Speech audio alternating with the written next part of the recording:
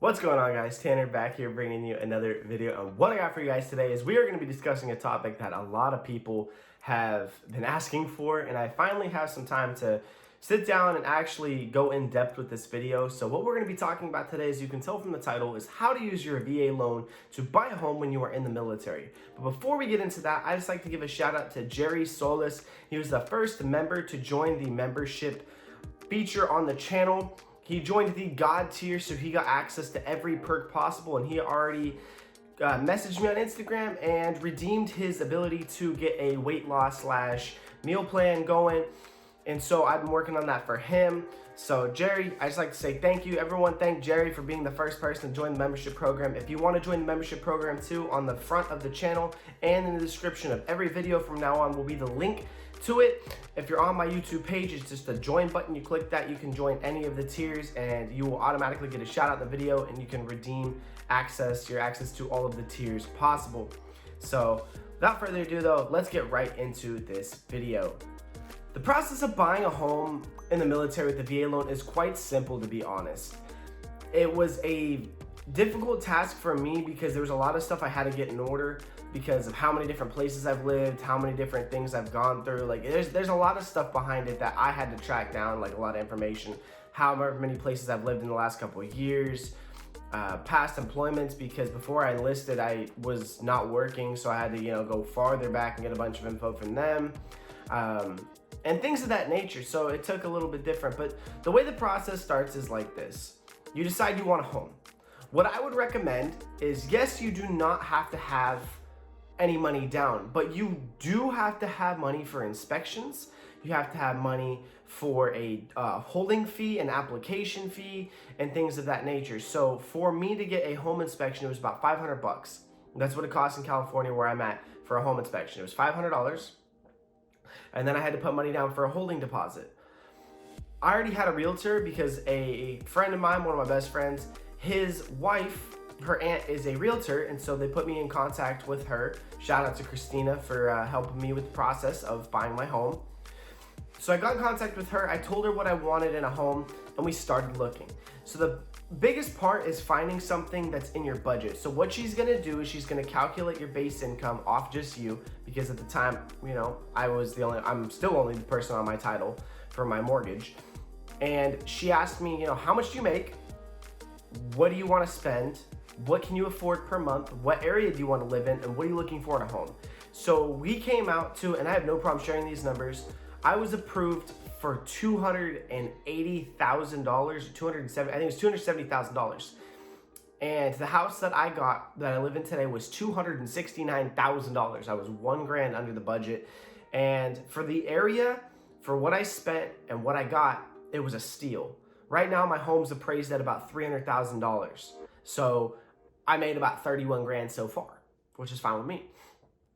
But the process didn't start so easy. I was looking for homes. We had looked at a lot of homes, and then I found one that I liked. It needed a little work, but I liked the foundation of it. It had a basement, it had a big yard. It was a 2-story home. The kitchen was kind of small. Things were kind of dark. It definitely needed new floors, but it was only like $225,000 or something like that. I'll put the picture of the home on the screen. I'm gonna blur out the address and things like that. I believe it ended up selling. But I told them that I wanted them to drop a little bit of the price and to cover the closing costs because of the fact that it needed work. If you're unaware of what closing costs are, it's all the taxes, the fees, the licenses, paying the realtors, things like that. It's expensive. It becomes expensive. And it's most of the time you can get the person selling the home to cover it because it's money out of, whatever their profit is. Most of the time they make money on it. And these people were gonna make money on it. They were gonna make like $70,000 on the home because of what they bought it for. You can see what the home was purchased for that you're looking at on pretty much any website. I use Zillow for a lot of my home tracking.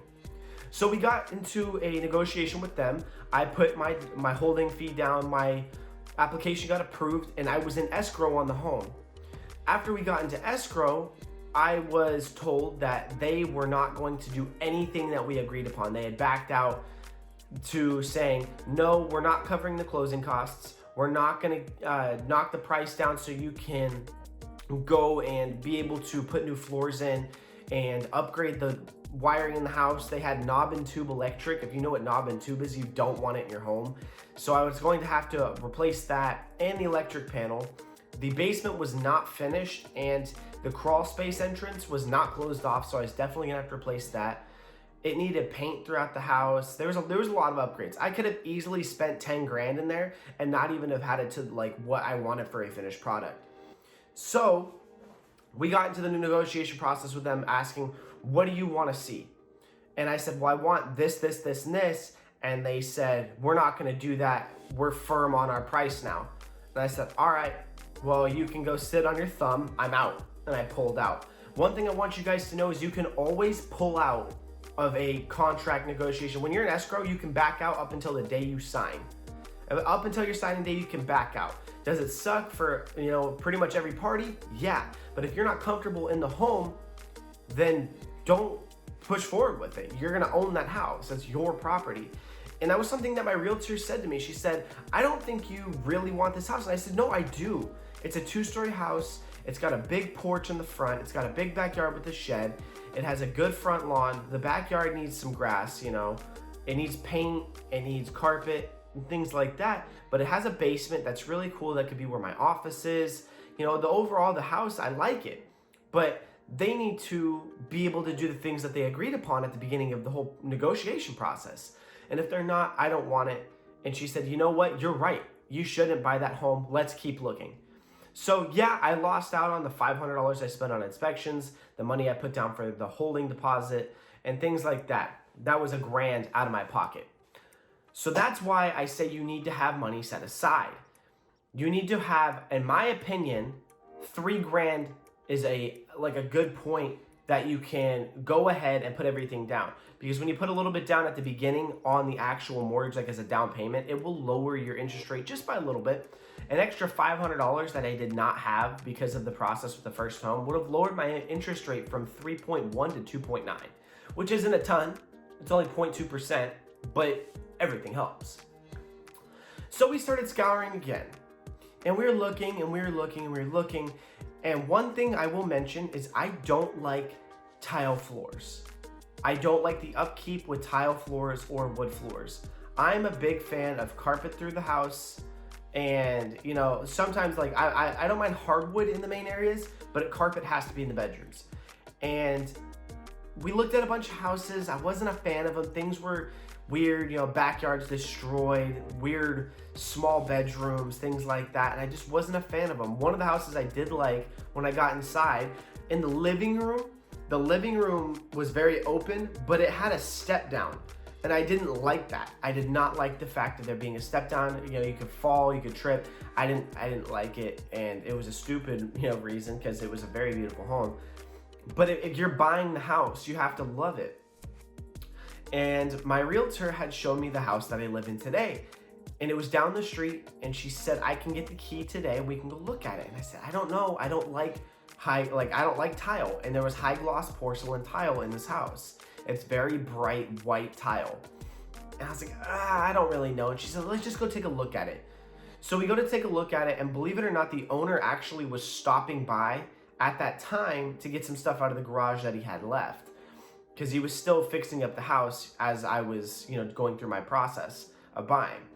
So I run into the owner, and he gives us a walk through the yard and stuff like that in the house. And he tells us what he's done, because he remodeled the entire house. And he told us why he was selling and things of that nature. And as I got into the house, I said, man, this is really nice. The amenities list that he had made was very nice. There's Cat 6 cabling through the entire house, wired to pretty much every bedroom except for the front one, which sucks because I really wanted that to be my office. There's high gloss porcelain tile, really good plush carpet in the middle bed or the front bedroom and the master. There's hardwood in my office, which I'm not a fan of because of the echo in the videos. But it's been a lot better because I eat a lot of my food in my office because I'm constantly working in here. So it panned out. The kitchen was completely redone, new cabinets, new appliances, well, a new stove. I bought the fridge and the dishwasher. Granite countertops, white cabinets, a nice backsplash. The front yard had very good grass. Everything, the bathrooms were remodeled. Everything was good. Fresh paint, a fireplace. I love fireplaces. And I loved it from start. And I said to my realtor, I whispered to her, I said, I think this is the house. my girlfriend, she really liked the house, and I was like, would you want to live here? And she said, yeah, the backyard's like a half acre. It's massive. My lot itself is almost 3/4 of an acre, and the city is massive. That's huge where I live. And so I fell in love with it, I fell in love, and I was like, let's start the process. So we immediately put in my application. It got approved. Then comes all of the paperwork. I had to get an inspection team out here. We had to do something with the roof because there was a problem with the roof. I'm gonna have the roof replaced here very soon. I only plan to live in this house until my contract's up and then sell it. So a new roof will definitely add to the selling point because they are not gonna have to replace the roof.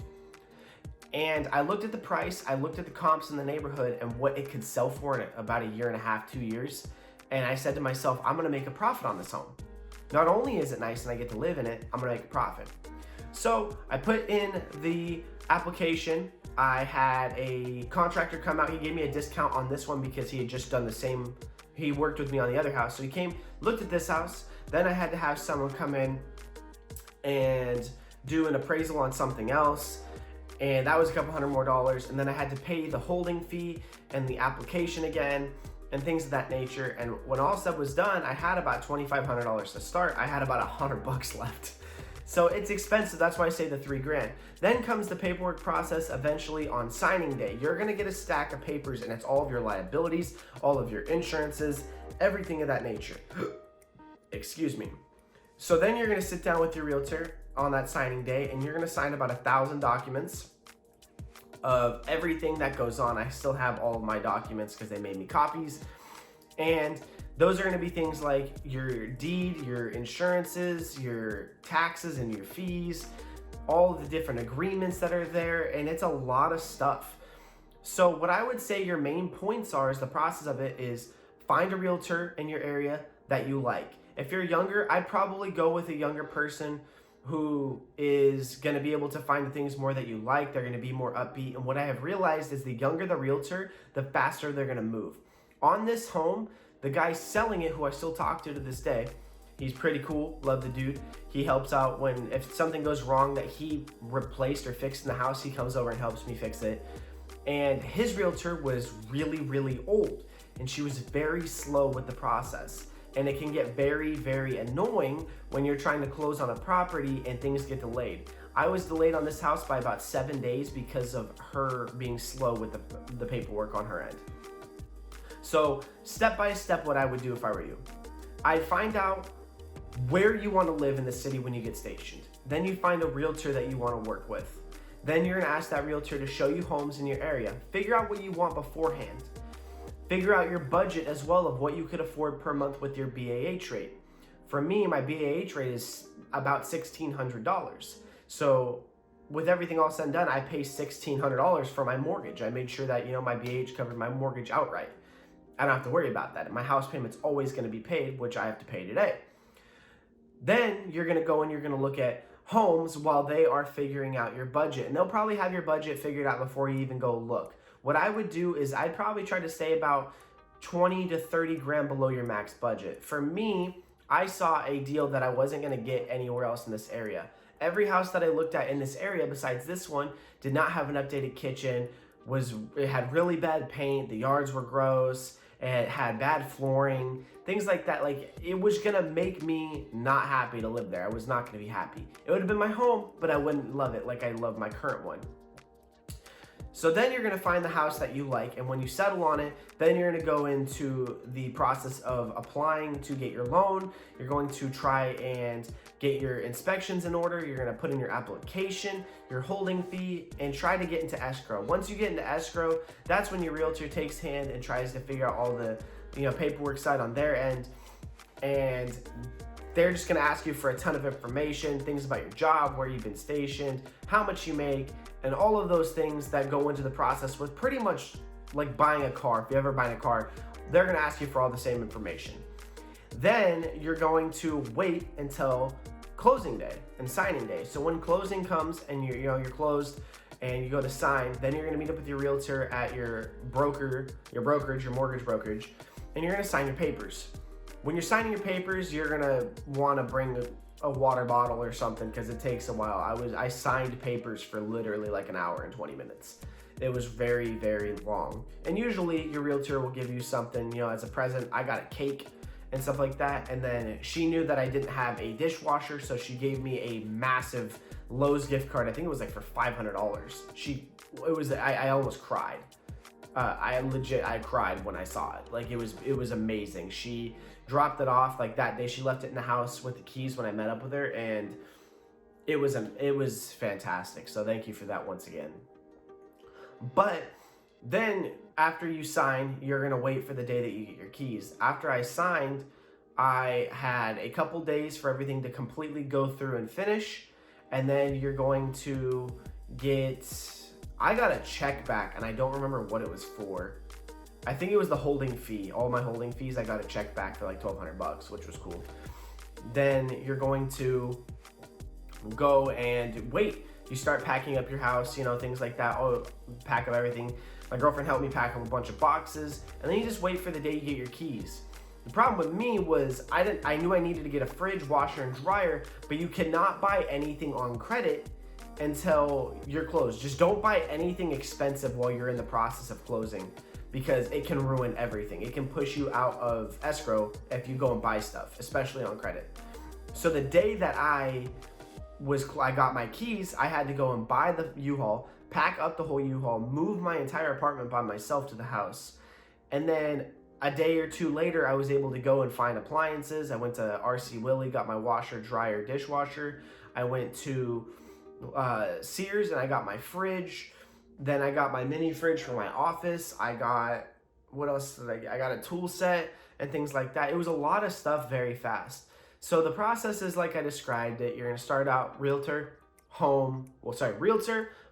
mortgage budget, home selection.